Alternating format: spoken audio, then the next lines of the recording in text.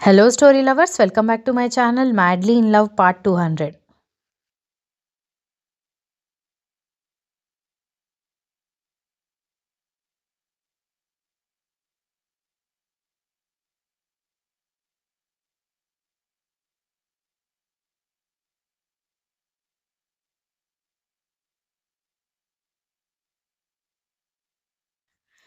అక్కడ మిగిలిన కస్టమర్స్ అందరూ ఐ లవ్ యూ టూ చెప్పాలి, ఐ లవ్ యూ టూ చెప్పాలి అని గట్టిగా అరుస్తూ ఉండడంతో తనకి విషయం అప్పుడు అర్థమైంది.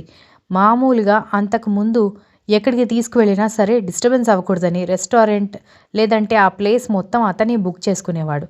కానీ ఇప్పుడు వేరే వాళ్ళు ఉన్నప్పుడు ఎఫ్బీలో పోస్ట్ పెట్టాడు కదా, అందుకే రెస్టారెంట్ మొత్తం బుక్ చేయలేదేమో, అయినా ప్లాన్ లేకుండా వచ్చాం కదా అనుకుంది Daksha.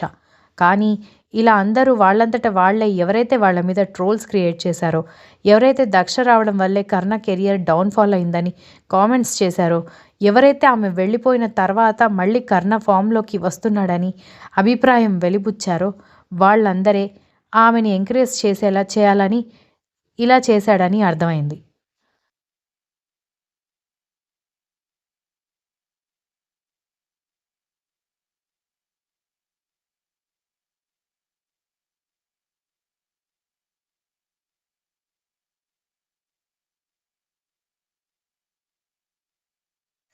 'I love you two' చెప్పాలని అరుపులు పెరిగేసరికి 'ఐ లవ్ యూ టూ' అని దక్ష కూడా అంతే గట్టిగా చెప్పడంతో ఆమెని ప్రేమగా దగ్గరికి తీసుకొని తల మీద ముద్దు పెట్టడంతో అందరూ ఫోటోస్ తీసుకొని వెంటనే వాటిని ఇంటర్నెట్‌లో పోస్ట్ చేయడం స్టార్ట్ చేయడంతో వాళ్ళందరినీ చూస్తూనే థాంక్స్ అని చెప్పి బయటకొచ్చేశారు దక్ష, కర్ణ ఇద్దరు.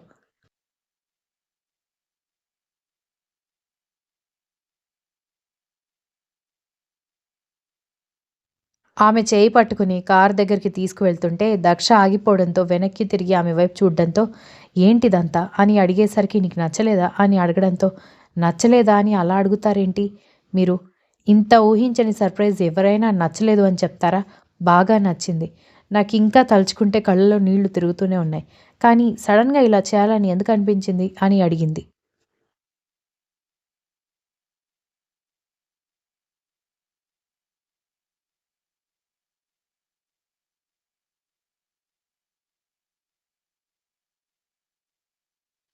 మనం కలుస్తూ విడిపోతూ కలుస్తూ విడిపోతూ ఫ్యాన్స్ అందరికీ ఇంకా వీళ్ళ జంటింతే అన్నీ అన్న ఫీలింగ్ వచ్చేసింది కాబట్టి నీ మీద నా ప్రేమ ఎంత స్ట్రాంగ్ అనేది అందరికీ అర్థం కావాలి.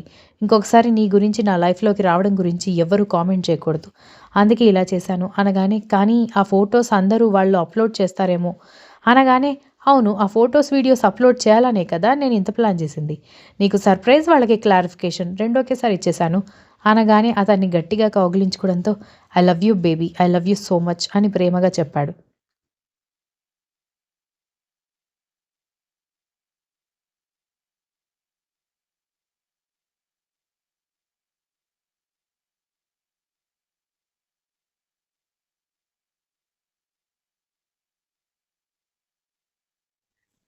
ఇప్పుడు ఆ వీడియోస్, ఫోటోస్ చూసిన వాళ్ళందరికీ నువ్వంటే నాకెంత పిచ్చి అనేది తెలిసిపోతుంది. ఇక నిన్నెవరు కామెంట్ చేసే సాహసం చేయరు. అలాగే మన జంట నా హ్యాపీనెస్ కోసం ఇలాగే కలిసి ఉండాలని కూడా కోరుకుంటారు అనగానే, బావుంది ప్లాన్. ఎంతైనా మీరు చాలా ఇంటెలిజెంట్ అనగానే, ఆ విషయం నాకు తెలుసులే అని అంటూ ఇద్దరూ కలిసి ఇంటికి బయలుదేరారు.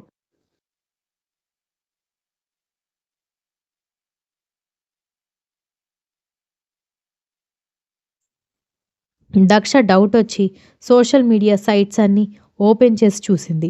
అన్నిట్లోనూ వాళ్ళిద్దరి జంటే వైరల్ అయిపోవడంతో, ఇది చూసారా, ప్రతి ఒక్క చోట మీరు నాకు ప్రపోజ్ చేస్తున్న వీడియోనే ఉంది అనగానే నవ్వుతూ ఐ నో అని చెప్పాడు. ఫోన్ క్లోజ్ చేసి అతని వైపు తిరిగి కూర్చుని ఐ లవ్ యూ అని చెప్పడంతో ఆమె వైపు చూసి లవ్ యూ ఇన్ఫినిటీ అని చెప్పడంతో అతని చేతిని తన చేతుల్లోకి తీసుకొని చేతికి ముద్దు పెట్టి, పోయిన జన్మలో బంగారు పూలతో దేవుడికి పూజ చేసి ఉంటాను, అందుకే మీరు దొరికారు అని చెప్పింది దక్ష.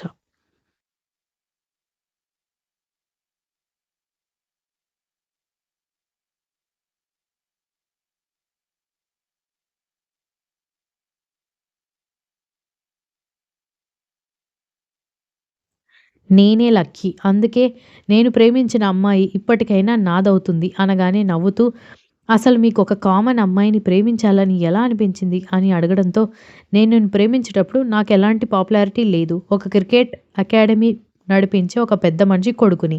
అంతే. నిన్ను చూసి ప్రేమించిన తర్వాత నాకీ పాపులారిటీ వచ్చింది.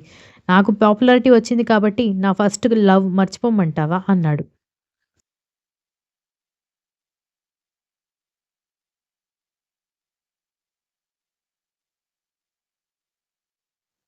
అది నా ఉద్దేశ్యం గాదు గానీ, నేనే మీకెలా నచ్చాను? మీరే అంటున్నారు కదా! ఒక పెద్ద మనిషి కొడుకునని. ఆ సర్కిల్‌లో ఉన్నప్పుడు మీకు నాకంటే చాలా అందమైన అమ్మాయిలు తారసపడి ఉంటారు. ఎవరిదాకా ఎందుకు వీక్ష ఉంది కదా! అన్నట్టు మర్చిపోయాను. వీక్షని చూసి చాలా రోజులైంది.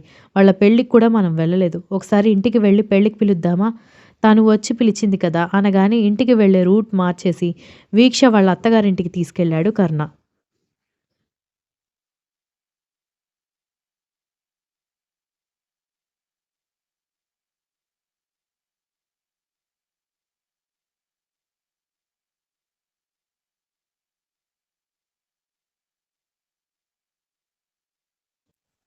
దక్ష నోరు తెరుచుకుని అతని వైపు ఆశ్చర్యంగా చూస్తుంటే, "ఏయ్! ఏంటి తీసుకురమ్మన్నావు తీసుకొచ్చాను. అలా కప్పలాగా నోరు తెరుచుకుని కూర్చున్నావేంటి?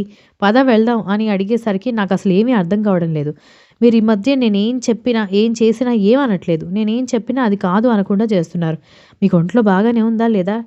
కేరళలో ఉన్నప్పుడు ఏమైనా సుస్థి చేసిందా? అని అంటూ అతని నుదుటి మీద చేయి వేసి జ్వరం ఏమైనా ఉందేమోనని చెక్ చేస్తుంటే, ఆమె చేతిని తన చేతిలోకి తీసుకొని, "నీ బొంద అలా ఏమీ లేదు. పద లోపలికెళ్దాం" అంటూ ఇద్దరూ కారు దిగారు.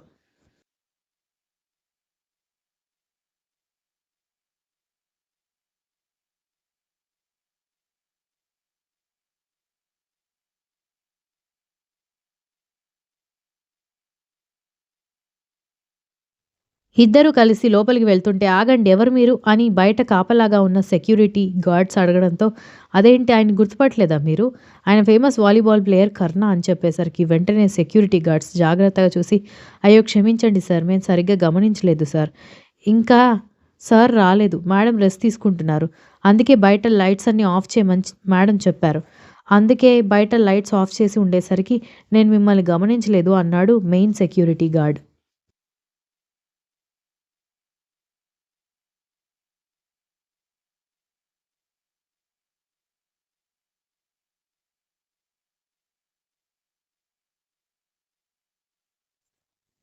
It's okay. మీ మేడంని పిలుస్తావా? అని కర్ణ చెప్పేసరికి మీరు లోపలికెళ్ళండి సార్. నేను మేడంకి చెప్తానంటూ అక్కడే ఉన్న రిసీవర్‌లో డయల్ చేసి వీక్షకి ఇన్ఫర్మేషన్ ఇవ్వడంతో కర్ణ, దక్ష వచ్చారని తెలీగాని పైన గదిలో పడుకున్న వీక్ష ఆగమేఘాల మీద కిందకి పరిగెత్తుకొచ్చి, "ఎలా ఉన్నావు బావా? ఎలా ఉన్నావు దక్ష?" అని అడిగేసరికి, "బావా? అదేంటి కొత్త పిలుపులాగా ఉంది" అన్నాడు వెటకారంగా.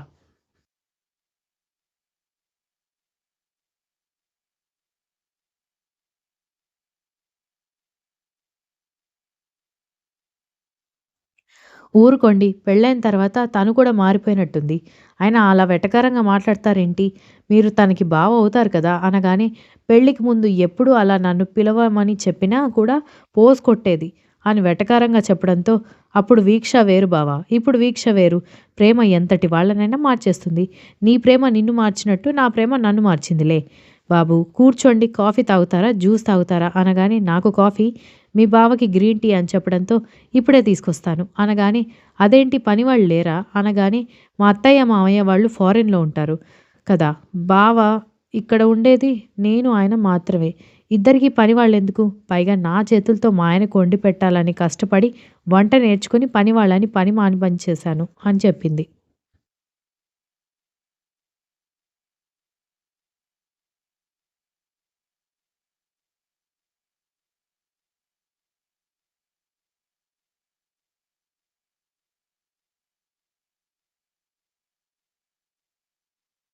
"నువ్వు ఎవరిని బ్రతకనివ్వవు కదా!" అని కర్ణ వెటకారంగా అడిగేసరికి, "చాల్లే బావ! పాత విషయాలన్నీ మైండ్‌లో పెట్టుకున్నావు. ప్రతి మాటకి వెటకారంగా బాగానే మాట్లాడుతున్నావు.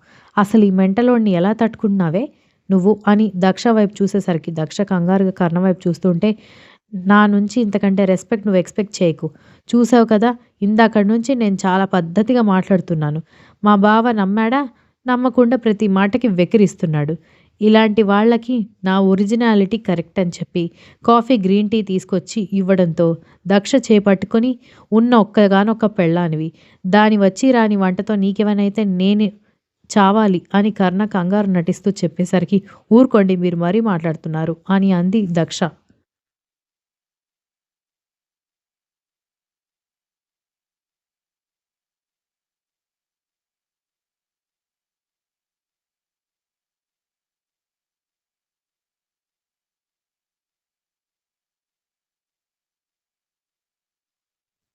బావ ఓవర్ యాక్షన్ చేయకు. నీ పెళ్ళానికి ఇచ్చిన కాఫీ గిన్నెలో నుంచి కాఫీ ఒంపుకొని నేను కూడా తాగుతున్నాను. అంత డౌట్‌గా ఉంటే ఫస్ట్ నేను తాగుతాను. తర్వాత మీ ఆవిడ గారిని తాగమని చెప్పు అంటూ కాఫీ తాగి ఇప్పుడు ఓకేనా అనగానే ఆయన అలాగే మాట్లాడతారు వీక్ష. నువ్వేం పట్టించుకోకు అని చెప్పి కాఫీ తాగుతూ వీక్ష, దక్ష ఇద్దరు మాట్లాడుకుంటుంటే ఇద్దరు ఆడపిల్లలు కలిస్తే ఎంత సుత్తి కొట్టుకుంటారో తెలుసు కాబట్టి వాళ్ళని పట్టించుకోకుండా కబోర్డ్‌లో ఉన్న ప్రైజ్‌ని గోల్డ్ మెడల్స్‌ని గమనిస్తున్నాడు.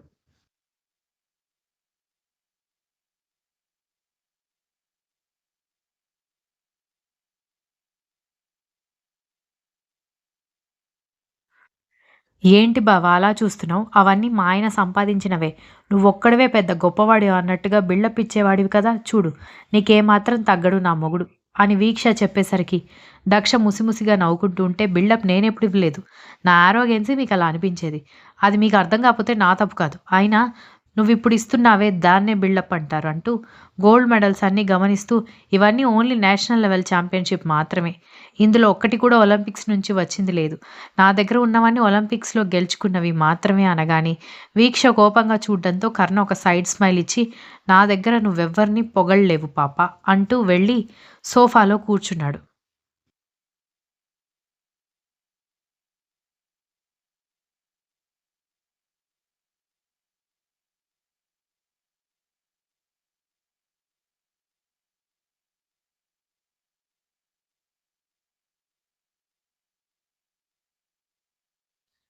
సరే ఎప్పుడో మా అక్క పెళ్ళప్పుడు అయింది పెళ్లి.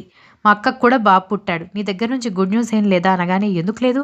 నాకు కూడా ఒక బుజ్జిది పుట్టింది కదా! అనగానే నిజమా? మరెక్కడ అని దక్ష అడిగేసరికి సారీ పైన పడుకోబెట్టొచ్చేసాను అంటూ గబగబా పైకి పరిగెత్తి తీసుకొనొచ్చింది.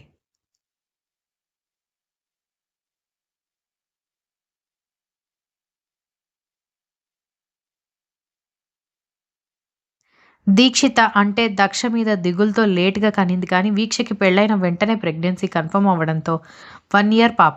చాలా ముద్దుగా ఉన్న పాపని చూసి చాలా క్యూట్‌గా ఉంది. పేరేంటి? అని అడిగింది Daksha. Continuous. If you like the story please like, share, comment and don't forget to subscribe.